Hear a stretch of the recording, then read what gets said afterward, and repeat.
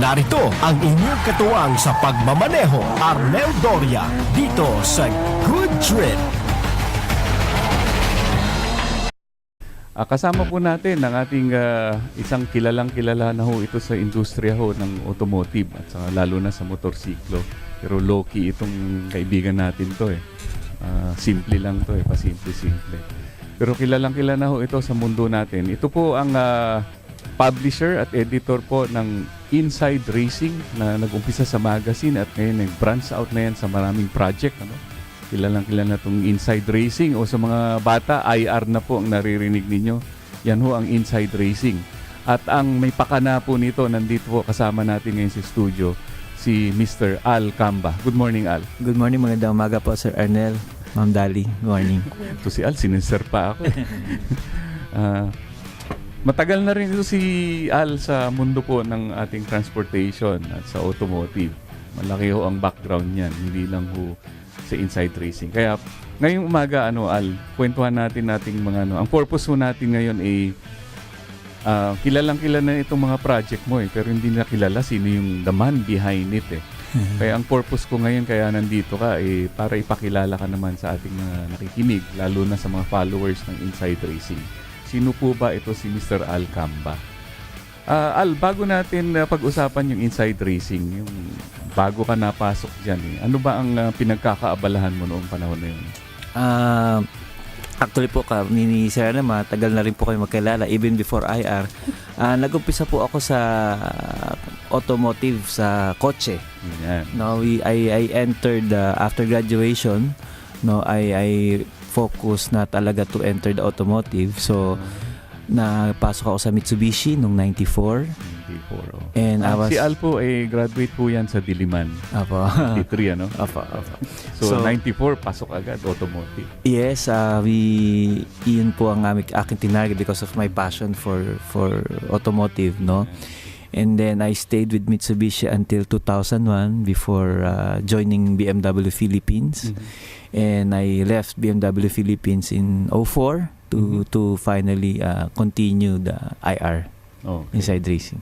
So dumaan ka ng Mitsubishi up to 2001, ano? Yes. Actually, nadaanan mo pa yung heyday ng Mitsubishi at that time, di ba? I was there when we became number one. Only year we became number hindi one. Hindi lahat ho ng panahon number one po ang Toyota. Although alam natin malaki si Toyota. May mga panahon nakakasingit ho yung iba. Tulad ng Mitsubishi. Naka number one ho ang Mitsubishi at malaki hong celebration yung ginawa nila sa kainta. So that means ito yung panahon na sikat pa sa Mitsubishi yung mga Galant, ano? Yeah, Nabot mo pa. that time we have the Lancer, of course, Galant. We have Space Wagon, if you remember this vehicle. Space Wagon. Yung actually yan ang unang parang station wagon sa Pilipinas. Yes. We launched it when I was there. Then kami po yung nag-launch. I was part of the team that developed the Adventure. Oo. Mga 96 kasi nauso ulit yung AUB, ano? Yes, Toyota came up with the FX. oo. And then si Crosswind. Then si Crosswind, and then yung Adventure for Mitsubishi. Background no, ibig sabihin ho, yung Crosswind 90s pa ho yan. Yes. Why pa hanggang ngayon Yes. And then we also have sa Mitsubishi kasi complete na lineup, so I was also involved sa mga trucks. Oo, kompleto kayo. So sa LCVs we have the L300 then and yung FB. Yung FB body, I was there also when we developed bread that. and butter yan. And then, dami, bus, ganon. Kasi nung that time, ang automotive, very few big brands lang. Toyota, Mitsu, Honda, entered 91, 92. 91 pa lang. 91, And then, wala pa yung mga... 95. Susu 95. Wala pa ibang mga brands. Wala pa. Kayo pa lang ni Nissan, Mitsubishi, Toyota. Yes. So it was a lot simpler in a sense na very few competition, but the market was very dynamic kasi madaming una. Maraming galingan yun.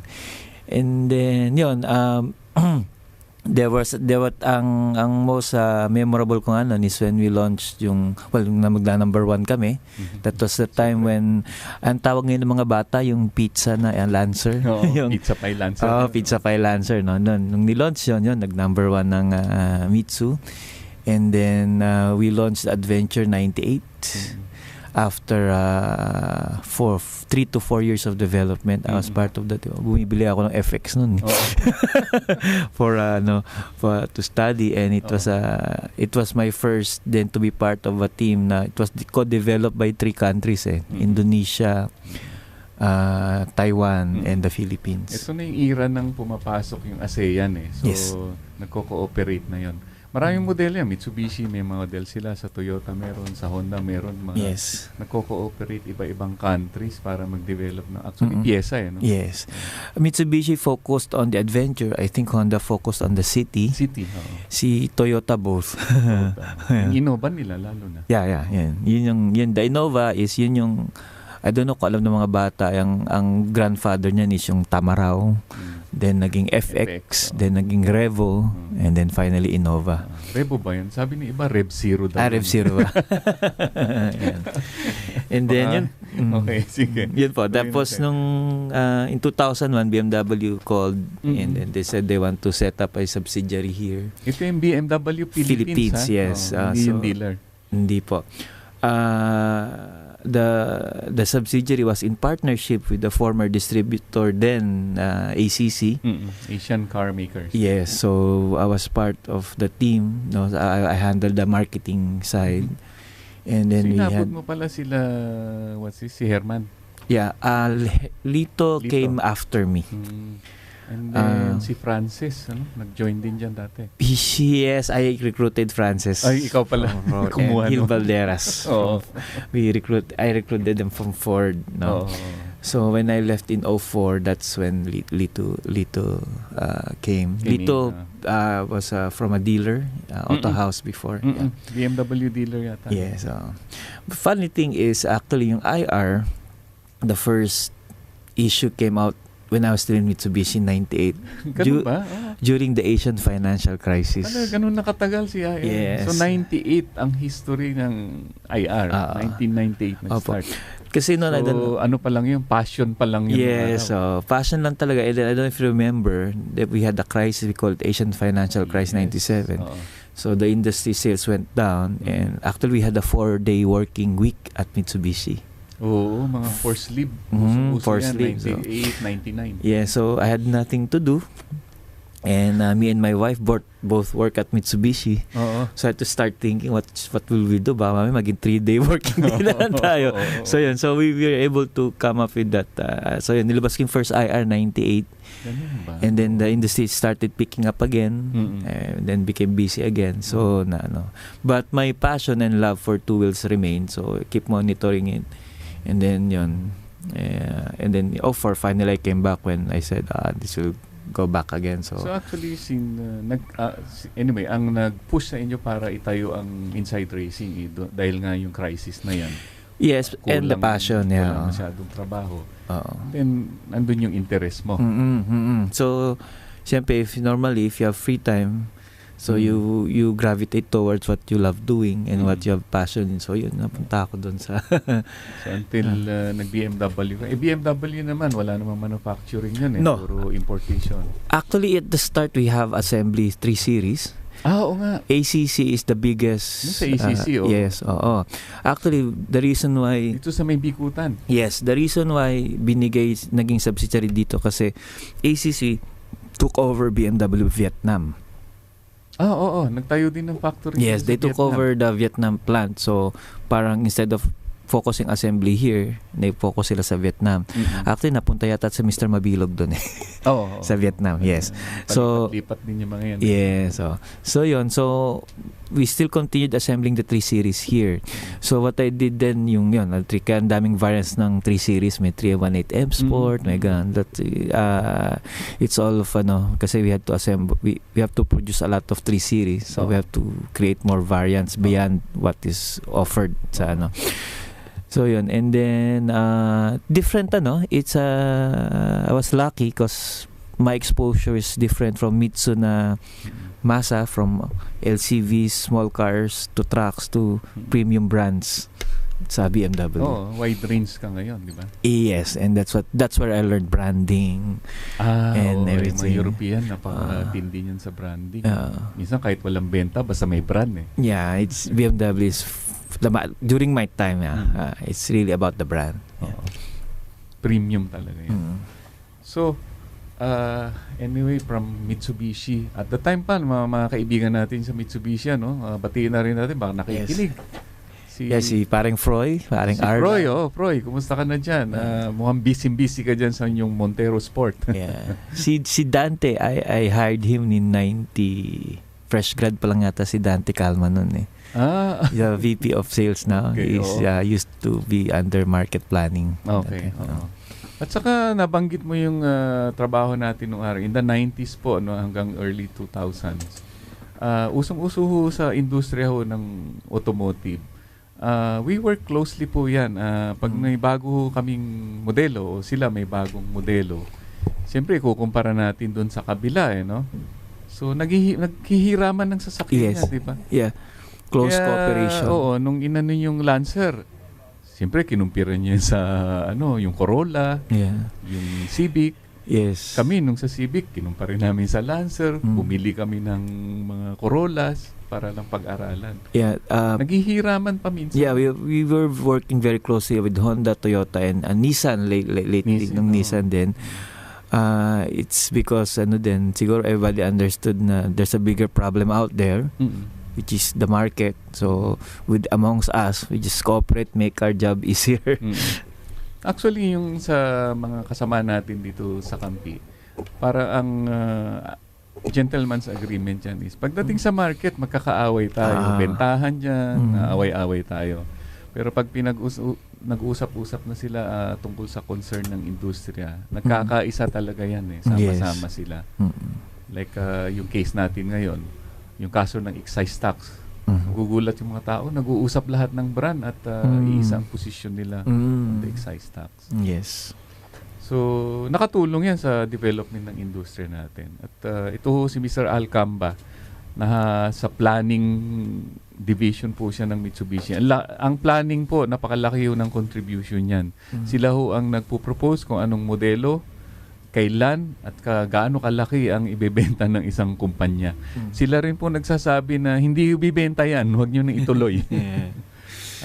Kasama na dyan ang mga market research, Yes, market research, market planning, product planning. Oo. Yeah, so even negotiations with the mother company, negotiations with the plant. Oo, pati mga local suppliers. Yeah, so it's very for those sa mga enthusiast po ng mga bata, kung gusto nyong matutong sa automotive, doon po kayo mag-apply sa section na yun. Actually, yung sabi nga nila sa mga automotive companies, you will find the car guys doon sa mga product planning. Yeah. Sila ho talaga ang kahit matulog ho yan, kotse ang iniisip. Pinapanaginipan namin ng kotse. Panaginip po ng kotse. Ultimo kulay, sukat ng gulong, color planning, design ho ng alloy wheel, pinag-iisipan po nila, radyo, upuan, kulay, textile, lahat yan pinagdadaanan. Sila po yung all around. Yeah. Nasa product planning yan. Yung pala, yung time natin nun, we work closely with local suppliers, kaya ang Pawi is we work closely with sa Pawi, Rota wheels. Madami na kasing nilocalize nung panahon na yun although nag-stagnate din ang manufacturing for a time, kaya napilitan ng gobyerno ipasok yung cars dahil dumabot po tayo sa point na ang imported cars ho ay 70% ng market, 30% na lang ho ang ginagawa dito. So, kaya nagkaroon ho ng cars para yung ibalik automotive resurgence program ng ating gobyerno para ibalik ho tayo sa manufacturing. Kasi nung araw ho, nung heyday na yan, nung malakas po ang product planning sa mga kumpanya, kasama yung mga local content, local part sourcing. Yes. Kung wala pa dito, itong mga product planner na to, hahanap po ng sinong pwedeng mag-supply. Yes, we develop local suppliers actually. So, If- kung hindi pa available dito, maghahanap sino pwedeng gumawa. Kung di pa nila alam, we even teach them. Oo. Pati technology transfer pa. Ano? Madrawing, Yeah, pinapasa. we facilitate the technology transfer, paghanap ng mga raw materials. Anyway, bago tayo mag-break, huling tanong ko muna dito. Engineering ba ang background mo? Yes, I'm a licensed mechanical engineer. Karamihan ng ating mga car guys may engineering background. Actually, nag-aaral pa lang, kotse na nasa utak na Yeah. to eh. Actually, dapat EE ako eh. Oh. Then I shifted kasi my love for the internal combustion engine is greater than the electronics, PCB board. Puro mga gears and pinions. Yeah. Alright. Yeah. Gears and pinion member? Yes, I'm during my time I was the vice president for Gears and Pin. And I was the first, meron ngayong UP Diliman Motor Show.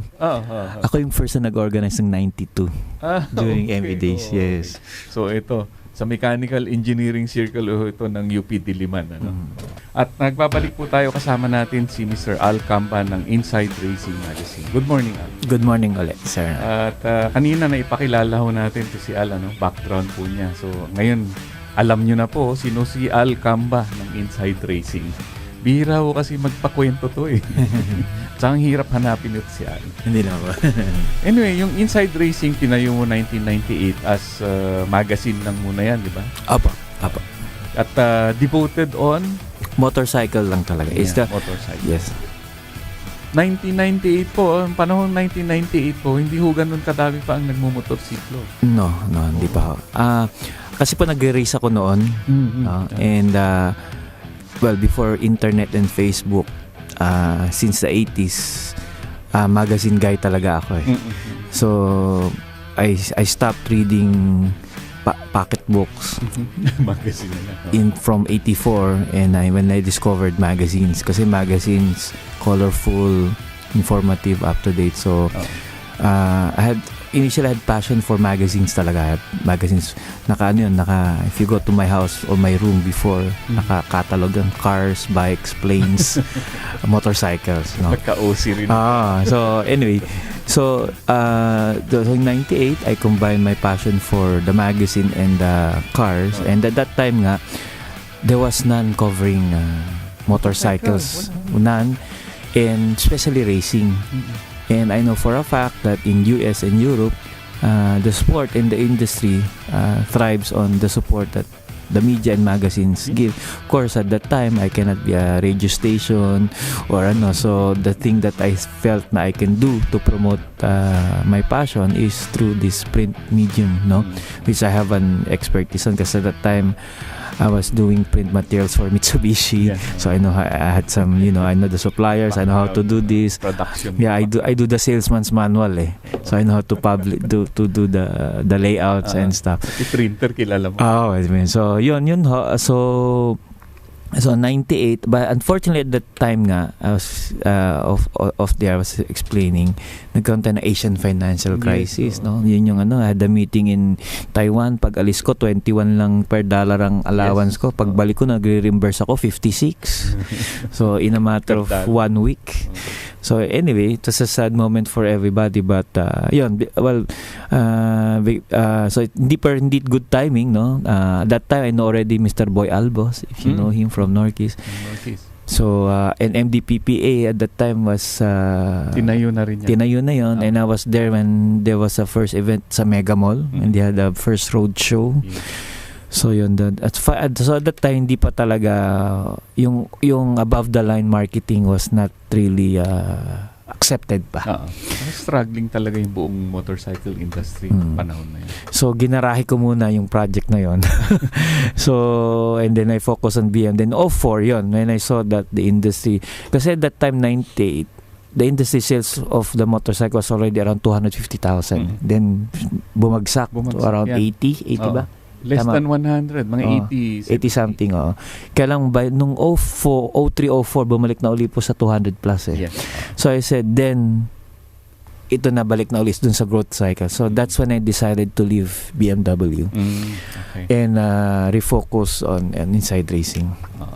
So naitayo yung magazine na yan. At it was very good timing to offer kasi nandyan na rin yung Clean Air Act kaya talagang na-develop ng gusto ang motorsiklo after that.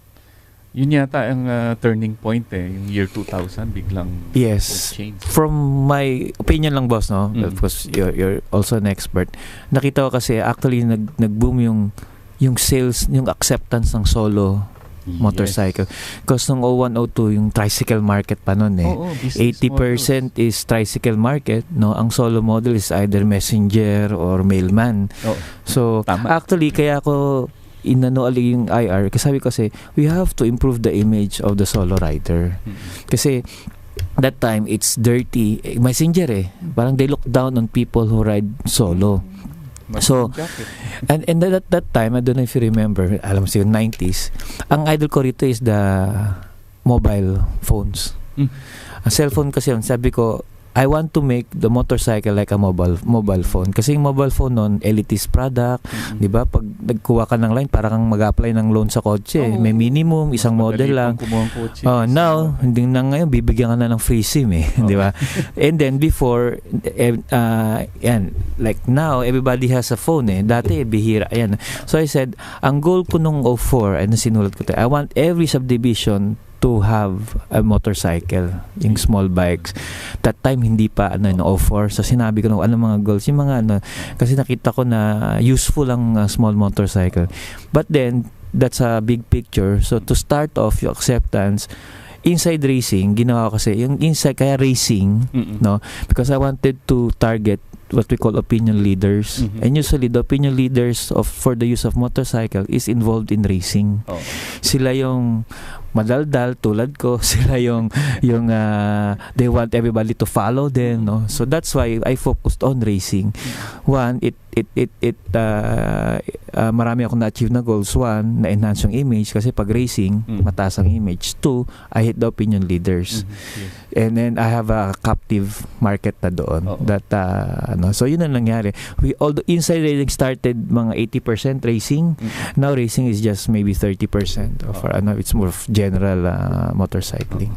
Nag-evolve na rin kasi Tama yung mo kasi karami nung nag-uumpisa ang motorsiklo, naghahanap ang mga tao ng sino ipa-follow at ito yung mga racers na may nagkakapangalan kasi nasa sports page sila nakikilala.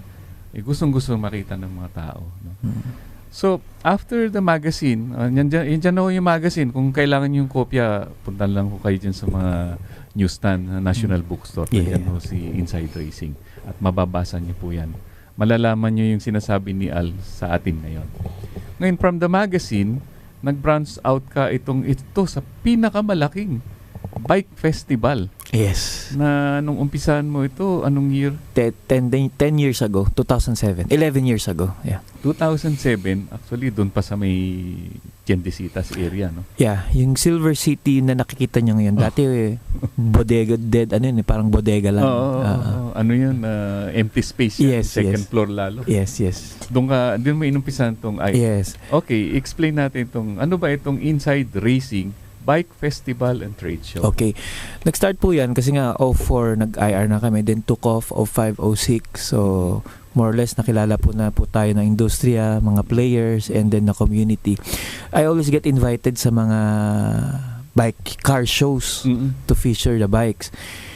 And then we go to Tokyo Motor Show. Yes. No? So nasa Mitsu ako, Tokyo Motor Show. Pero may ESCA po ako doon para pumunta sa motorcycle pavilion. Yeah, so pavilion. Isang building, puro motorcycle. Yeah. So I said, I wanted to organize something like that. And I wanted to, like the magazine, kasi at that time, Inside Racing was one of the first regular, pure 100% motorcycle publication. So I wanted to do something sa event. So in 07, yun, start kami. It's a small event. It's big na rin. Kasi there were a lot of small motorcycle shows na rin na nangyayari doon. Kaya I wanted to do something epic, malaki, something na magwawaw, something na people will say, okay to we need something like this. So I started to do that. It's a big show well, at that time, big na, 1,500 square meters.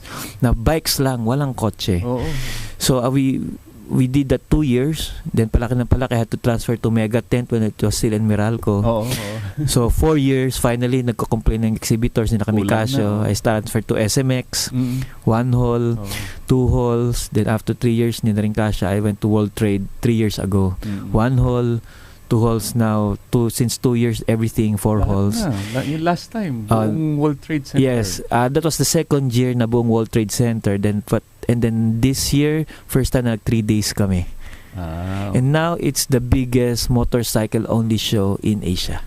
We beat the Thailand show by around 1,000 square meters. Motorcycle only, no bicycles, no cars, no electronics. The one in Taiwan includes bicycles. Of course, in Tokyo and Thailand, there's cars. But the next one is in Thailand also, na pure motorcycle lang. And we beat that 2 years ago by around 1,000 square meters.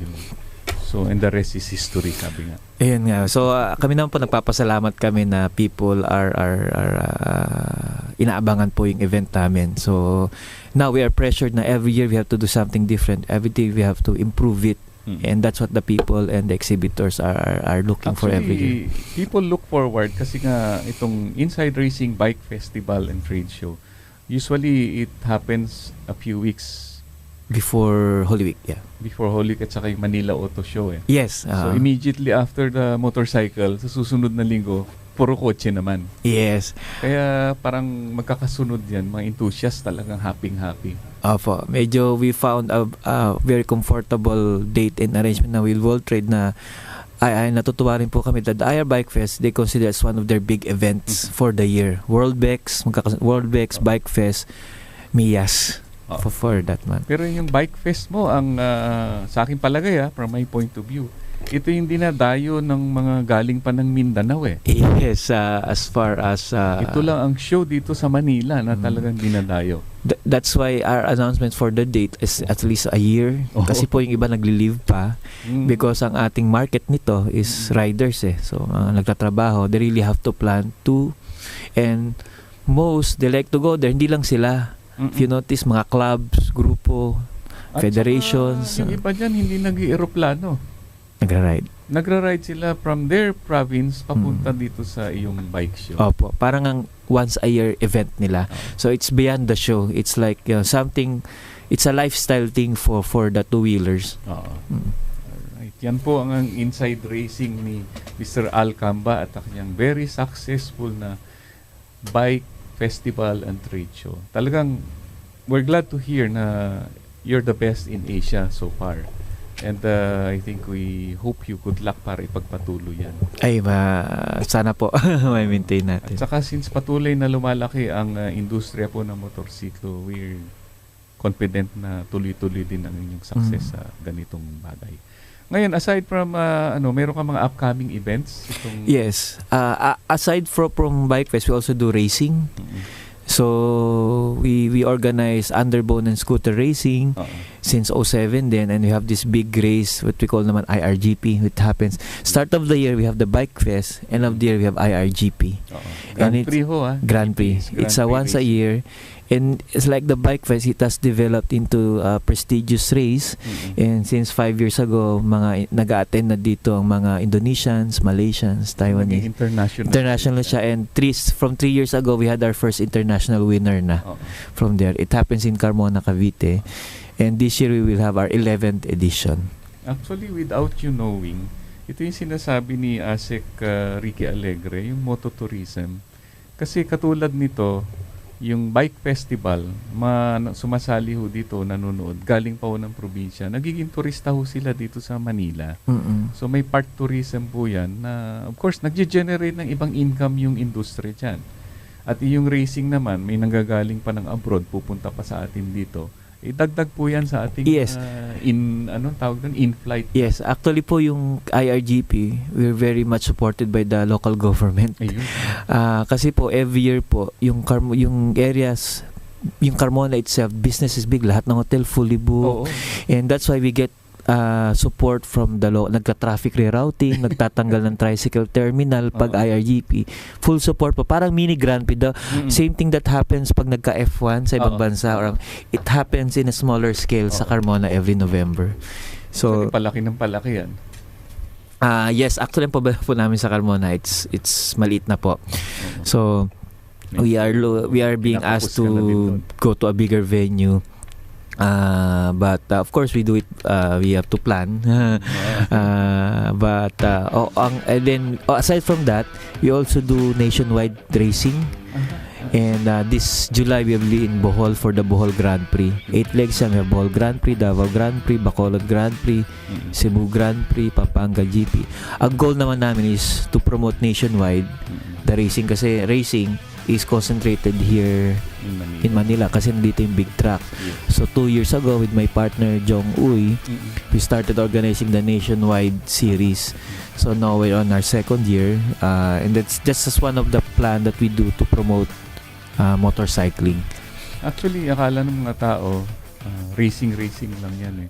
Actually, yung motorcycle racing, ang dami yung nakasalalay ng industriya. It develops a motorcycle industry. Yes. Lalo na dun sa lugar nila. It develops, so, contrary ho sa mga belief po ng tao, ang mga racers po yan, well-behaved po yan sa kalye. Maraming discipline kasi ang racing, eh, no? So, natututunan yung disiplina. Actually, maganda nga silang advocates for road safety. Yeah. Ang ano po nga namin is don't do it on the street, do it on the track. Parang race on the track, not on the streets. Yung aggression nyo, yung need for speed nyo, do it in a safe, controlled environment. Yun po ang aming pinopromote. Okay. So yan po si Mr. Al Camba at ng Inside Racing Bike Festival Magazine po. Pakisubaybayan po yan. At yung kanilang nationwide racing initiative under po sa Inside Racing. Pasalamatan po natin ang ating bisita dito na nakatulong ho. Malaki ho ang naitulong sa industriya po ng motorsiklo at kilala ho siya dito sa mga membro ng MDPPA. Si Mr. Al Camba po ng Inside Racing. Maraming salamat po, Arnel, Dali, and sa Good Trip po. Napakaganda pong programa nito for information po sa ating mga riders. Mukhang kinapos pa tayo sa oras, Al, eh. Mukhang magkaka-part 2 tayo.